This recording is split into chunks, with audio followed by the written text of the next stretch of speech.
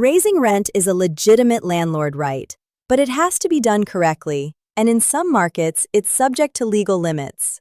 First, timing. During a fixed-term lease, you generally cannot raise rent unless the lease specifically includes a provision allowing it. Rent increases take effect at lease renewal or, for month-to-month tenants, at the start of the next rental period after proper notice. Notice requirements vary by state. Most states require 30 days advance written notice for a rent increase. California requires 30 days for increases of 10% or less, and 90 days for increases above that. Oregon requires 90 days statewide.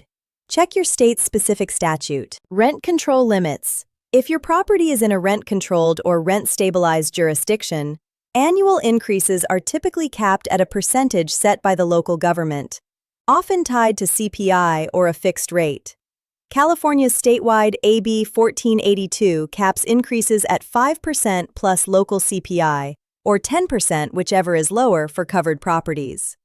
New York's rent stabilization system has its own annual guidelines. Oregon's statewide law caps increases at 7% plus CPI. The notice itself should be in writing. Identify the property, the current rent, the new rent amount, and the effective date. Deliver it in a way you can document.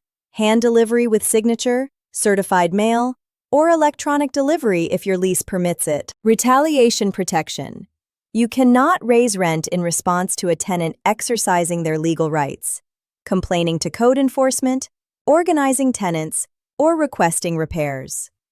Timing a rent increase right after a tenant complaint looks like retaliation even if it isn't. TenantScreeningBackgroundCheck.com. Place tenants who will stay through renewals.